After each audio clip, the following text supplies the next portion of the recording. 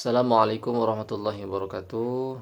Bismillah walhamdulillah wassalatu wassalamu ala rasulillah wa ala alihi wa sahbihi wa mawalah.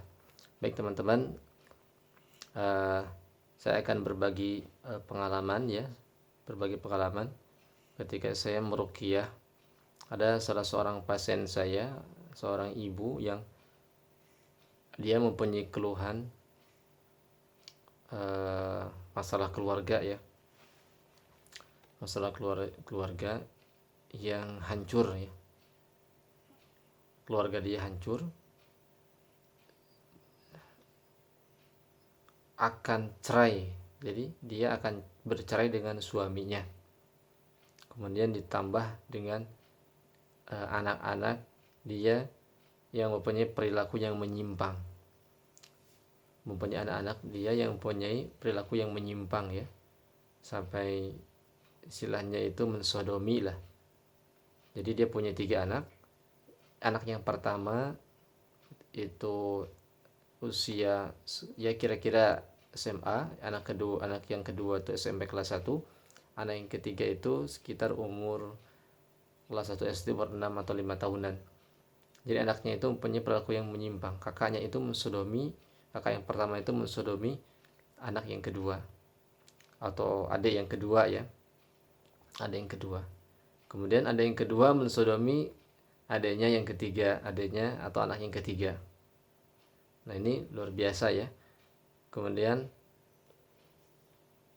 belum lagi usaha suaminya yang memang dulunya itu jaya, dulunya dia serba enak, serba ada.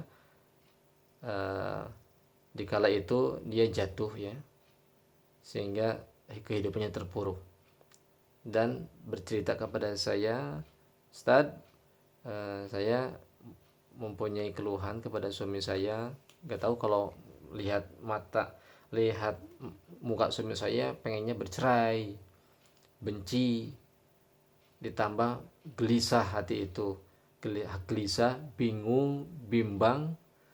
Bahkan ketika ngobrol sama saya, ketika saya mau meruqyah, pergi ke rumahnya, belum meruqyah masih ngobrol, si ibunya itu memang dia pelongok gitu.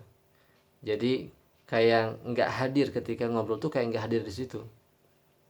Nah itu salah satu pasien saya. Nah kemudian saya ruqyah, alhamdulillah sembuh total ya, sembuh total. Saya pastikan ketika sebulan setelah 2 minggu setelah diruqyah, seminggu di 3 hari ya, 3 hari setelah diruqyah, masih ada gejala-gejala gangguan sedikit ya, kayak ada yang narik-narik dia. Nah ketika setelah itu terus saya berikan ruqyah mandiri, ruqyah doa-doa supaya dibacakan setiap harinya, dan video murotal Quran.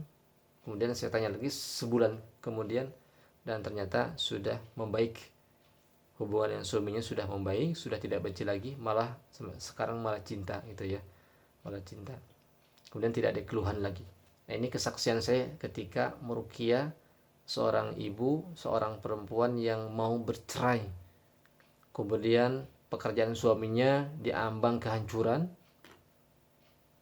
Kemudian anaknya pun luar biasa rusaknya, parahnya, karena dengan perilaku-perilaku yang menyimpang tadi. Jadi ketika saya ruqyah, ceritanya bahwa si ibu ini, kalau saya identifikasi ya setelah diruqyah, jadi ibu ini itu diganggu oleh jin, dengan misi untuk supaya dia itu berpisah dengan suaminya, artinya supaya bercerai. Jadi target daripada jin ini masuk ke dalam tubuhnya, ke dalam tubuh si ibu ini, pasien saya ruqyah, targetnya ialah supaya cerai dari suaminya. Itu patah saja ketika dia itu merasakan dalam hatinya itu ingin bercerai gitu, karena memang si jinnya ini bertujuan untuk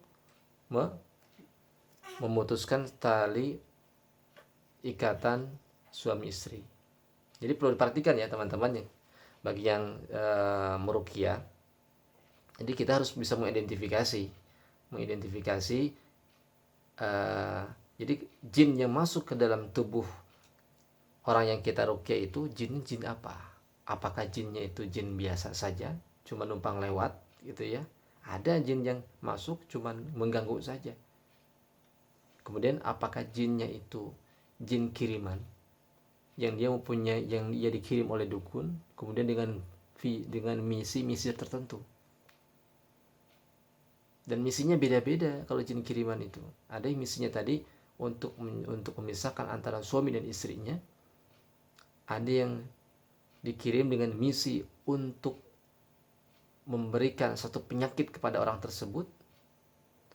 Ada misinya itu untuk memikatkan rasa cinta antara laki-laki dan perempuan. Harus dibedakan.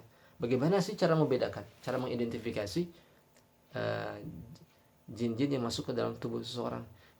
Makanya pentingnya kita ini bertanya kepada pasien. Konsultasikan pasien kepada kita sehingga kita bisa menyimpulkan. Pentingnya kita ini bertanya ataupun berkonsultasi ya si pasien kepada kita, agar kita bisa menghubungkan gejala-gejala yang ada.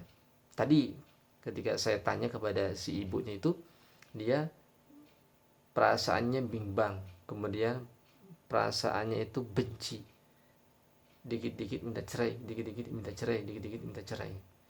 Nah, kalau ada indikasi seperti itu, biasanya pengalaman saya ketika saya meruqyah, biasanya memang jinnya itu adalah mempunyai visi untuk menghancurkan rumah tangga, mempunyai misi untuk menghancurkan rumah tangga. Oleh karenanya bagaimana cara meruqyahnya? Cara meruqyahnya kita bacakan Al-Quran kepada orang tersebut, kita bacakan Al-Quran kepada pasien kita, kemudian kita pusatkan di daerah hati dan di daerah kepala. Ya, ini kalau jin-jin yang terindikasi dia mengganggu dengan target untuk memisahkan pasangan suami istri. Karena biasanya jin-jin tersebut dia bersarangnya di hati dan di kepala. Di hati dengan tujuan merusak hatinya. Merusak hatinya, dibuat bimbang, dibuat gelisah, dibuat benci. Yang tadinya cinta dengan suaminya dibuat benci. Yang tadinya penyayang dibuat tidak penyayang. Dia bersarang di hati. Kemudian terkadang bersarang di otak. Itu untuk menghancurkan pola pikir dia,